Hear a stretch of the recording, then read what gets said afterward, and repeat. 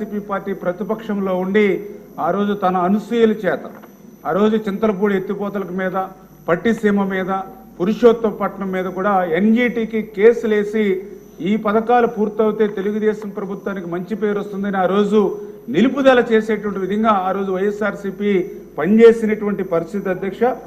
ఆ రకంగా ఏదైతే ఆ 2018లో ఎన్జీటీ వేసినటువంటి కేసు ఫలితంగా 2021 డిసెంబర్ వైఎస్ఆర్సీపీ ప్రభుత్వం అధికారంలో ఉన్నప్పుడు ఎన్జీటీ ఏదైతే 73 కోట్ల రూపాయలు పెనాల్టీ విధించడంతో పాటు ఏదైతే 3 నెలల్లో పర్యావరణ అనుమతులు తీసుకోమని ఆ రోజు మరి ఎన్జీటీ తీర్పునివ్వడం జరిగింది అధ్యక్ష.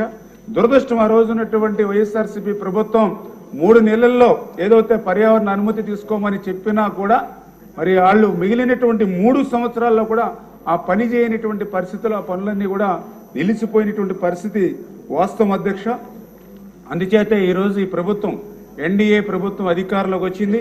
ఖచ్చితంగా ఈ ప్రభుత్వం మరి ఏదైతే చింతలపూడి పథకానికి అత్యంత ప్రాధాన్యత ఇచ్చేటువంటి పరిస్థితి, ఏదైతే ఈ చింతలపూడికి ఉన్నటువంటి అవరోధాలు ఏవైతే ఉన్నాయో వీటన్నిటినీ కూడా మరి పరిష్కరించుకుని, ఎందుకంటే మేము కూడా అధికారంలోకి వచ్చి 5 నెలల్లోనే ఈ చింతలపూడి మీద గౌరవ ముఖ్యమంత్రి చంద్రబాబు నాయుడు 6 సార్లు ఆయన పర్సనల్గా రివ్యూ చేయడం జరిగింది అధ్యక్ష.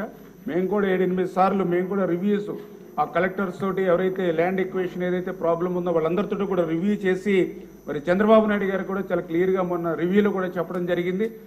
ఏదైతే ప్రాధాన్యత ఎత్తిపోతల్లో చింతలపూడి ప్రాధాన్యత ఉంది కాబట్టి దీనికి కూడా ఒక ఫస్ట్ ఫేజ్, సెకండ్ ఫేజ్గా ఒక 2500 కోట్ల రూపాయలతోటి ఫస్ట్ ఫేజ్లో మనం దానికి నిధులు కేటాయించి ఒక 3 లక్షల ఎకరాలకి సాగునీరు అదేవిధంగా త్రాగునీరు అందించేటువంటి విధంగా దీనికి ముందుకు తీసుకెళ్ళమని చెప్పేసి కూడా మరి చంద్రబాబు నాయుడు గారు కూడా ఆదేశాలు ఇవ్వడం జరిగింది అధ్యక్ష.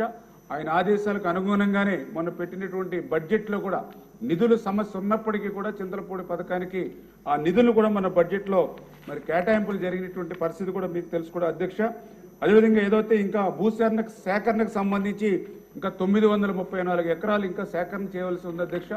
ఇందులో కూడా మరి 4 రకాలుగా, అంటే ఒకటి కొంతమంది రైతులు కోర్టులకు వెళ్ళి స్టేలు తెచ్చుకునేటువంటి పరిస్థితి ఉంది.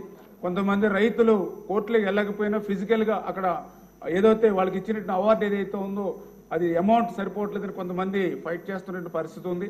కొంతమందికి అథారిటీకి కూడా మన డబ్బులు చెల్లించినటువంటి పరిస్థితి ఉంది. ఇది ఏదైతే కేటగిరీల వైడ్గా డైవైడ్ చేసి ఆ సంబంధితమైనటువంటి అధికారులకి ఆ భూసేకరణ పనులు కూడా ఒక 3 నెలల్లో పూర్తి చేయాలనేటువంటి ఒక టార్గెట్ కూడా పెట్టుకుని ఖచ్చితంగా ఈ యొక్క ఏదైతే చింతలపూడి ఎత్తిపోతల పథకం ఏదైతే ఉందో ఈ ఆర్థిక సంవత్సరంలోనే పునఃప్రారంభించి నెక్స్ట్ ఇయర్కి కొంతమేరైనా నీరు ఇచ్చి ఒక 2 ఇయర్స్లో ఈ చింతలపూడి ఎత్తిపోతల పథకాన్ని పూర్తి చేయాలనేటువంటి కృతనిశ్చయంతో ఈ ప్రభుత్వం గత 5 నెలల నుంచి కూడా పనిచేస్తూ ఉన్నటువంటి పరిస్థితిని కూడా మీ దృష్టికి తీసుకొస్తూ ఉన్నాను అధ్యక్ష. మరి ఈ సందర్భంగా ఒక చిన్న విషయాన్ని కూడా, అంటే ఈ 5 నెలల్లోనే ఇంత కష్టపడి ఇన్ని నిధులు కేటాయించి ఈ ప్రాజెక్టుని ముందుకు తీసుకెళ్ళడానికి అటు ముఖ్యమంత్రి గారి దగ్గర నుంచి ఎన్డీఏ ప్రభుత్వం పనిచేస్తూ ఉంటే ఈ వైఎస్ఆర్సీపీ దానికి ఒక కరపత్రిక ఉంది అధ్యక్ష. ఏదైతే వాళ్ళ అవినీతి పత్రిక, ఏదో నిన్ననే వాళ్ళ పత్రికలో కూడా ఇప్పట్లో జల్లేరు రిజర్వాయర్ లేనిట్లే అని చింతలపూడి పథకం మీద వాళ్ళ కరపత్రిక సాక్షి అవినీతి పత్రికలో ఒక ఆర్టికల్ ఇవ్వడం జరిగింది.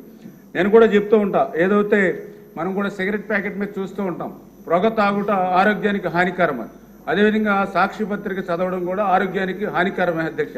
ఎందుకు నేను ఈ మాట చెప్తూ ఉన్నానంటే ఏదైతే జల్లేరు రిజర్వాయర్ లేనట్టే అని చెప్పేసి వీళ్ళు ఈరోజు వాళ్ళ పత్రికలో మ్యాటర్ వేసుకున్నారు.